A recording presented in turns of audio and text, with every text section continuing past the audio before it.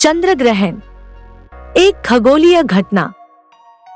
साल का आखिरी और दूसरा चंद्र ग्रहण 8 नवंबर 2022 को है।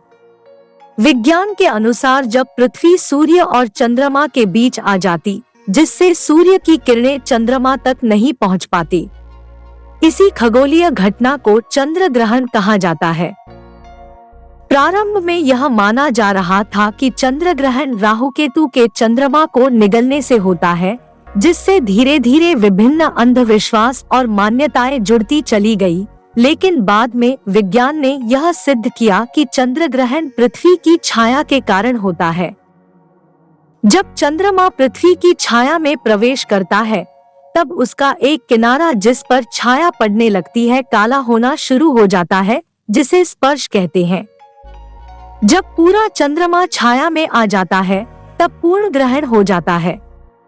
जब चंद्रमा का पहला किनारा दूसरी ओर छाया से बाहर निकलना शुरू होता है, तो ग्रहण छूटना शुरू हो जाता है।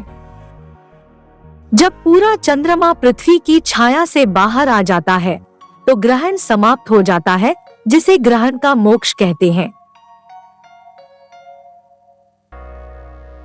चंद्र ग्रहण का कहीं कोई दुष्प्रभाव नहीं है। इसे लेकर तरह तरह के भ्रम व अंधविश्वास है, लेकिन लोगों को इन अंधविश्वासों में नहीं पड़ना चाहिए तथा ग्रहण को देखा जा सकता है तथा वैज्ञानिक इसका अध्ययन भी करते हैं। भारत के महान खगोलविद आर्यभट्ट ने आज से करीब 1500 वर्ष पहले 499 ईस्वी में यह सिद्ध कर दिया था कि चंद्र ग्रहण सिर्फ एक खगोलीय घटना है, जो कि चंद्रमा पर पृथ्वी की छाया पड़े से होती है। उन्होंने अपने ग्रंथ आर्यभट्टीय के गोलाध्याय में इस बात का वर्णन किया है। चंद्र ग्रहण एक खगोलीय घटना है। सभी नागरिकों को इसे बिना किसी डर या संशय के देखना चाहिए। चंद्र ग्रहण देखना पूर्णतः सुरक्षित है।